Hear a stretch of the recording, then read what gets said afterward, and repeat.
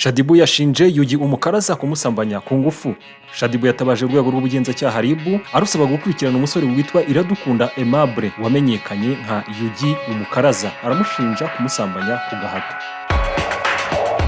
Kubamukurikirana ku mbuga nkoranyambaga ze, Shaddy yagize ati: ejo nijoro nagize ikibazo gikomeye, umuntu nari sanzwe nzi kuva kera yaje mu rugo iwanjye, natekereje ko yaraje gushaka uko twiyunga, ariko nahuye n'ihohoterwa. Ndahamagara inzego zibishinzwe mu Rwanda kurikirana iki kibazo no gutuma ukuri kujya ahagaragara. Nta muntu ukwiye kuba hafite ubwoba, kandi buri muntu wese akwiye guhabwa umwanya n'icyubahiro no mu bwubahane. Ubutabera ni ingenzi, kuri ni ingenzi, agaciro k'umuntu ni ingenzi. Ndabinginga mumfashe, muri iki gihe sinshobora gusohoka hanze kubera ikibazo nahuye nacyo, byambere ibintu bikomeye cyane kandi nkeneye ubufasha bwanyu. Shaddy yavuze ko uyu musore bahoze ari inshuti, ko kandi ko ku mugoroba wa 20 Kamena 2026 yagiye kumusura iwe yitwaje amacupa 2 y'inzoga barasangira. Nyuma yo gusabana no kunywa inzoga, Shaddy yavuze ko uyu musore yamufatiranyije yasinze, akabyuka asanga baryamanye kandi yambaye ubusa. Ati ugiye yaje mu rugo turasangira, ariko sinzi ibyo yampaye kuko nisanze mbyutse nambaye ubusa andyamye iruhande, numva ko yansambanyije. Ibaze ko nari mu kwezi k'umugore, byambabaje ndanabimubwira, agira ubwoba ahita asohoka iwanjye. Namubwiye ko ntahungira kuko turi mu Rwanda bugira ubutabera.